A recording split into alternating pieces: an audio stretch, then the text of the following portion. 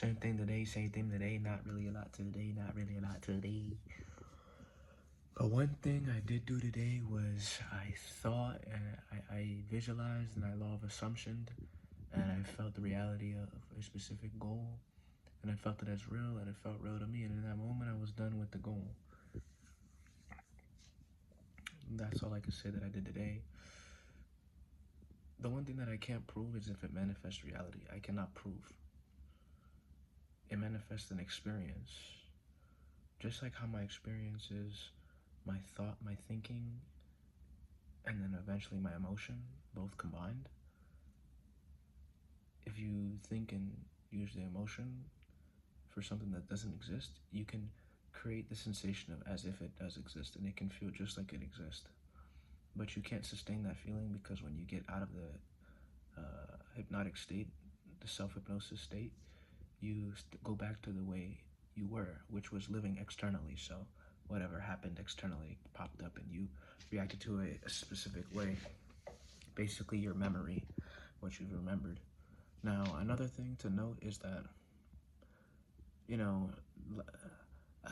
I'm not jumping to any conclusions, but I think it's safe to say that there is dimensions beyond thought and emotion, and that when you drop all the idea of thought and emotion being the end-all be-all, you can experience something far more greater.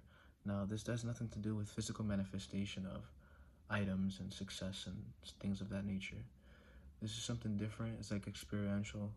It's like a deep-rooted, beyond suffering type of feeling, some heaven nirvana state that a thought and an emotion cannot do, because if you think with a thought and emotion about something making you happy, then the basis of that happiness is held up on that thought, but that thought can pass and go, and it requires a certain level of attention to keep that thought alive.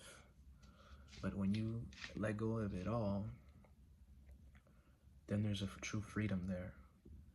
And that is the truth at the end of the day.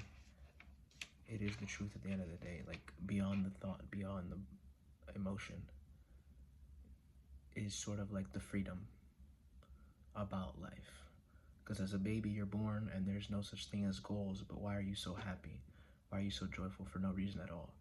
Because essentially a lot of the memory and the accumulation of thought and emotions wasn't as high, so you were a little bit lighter.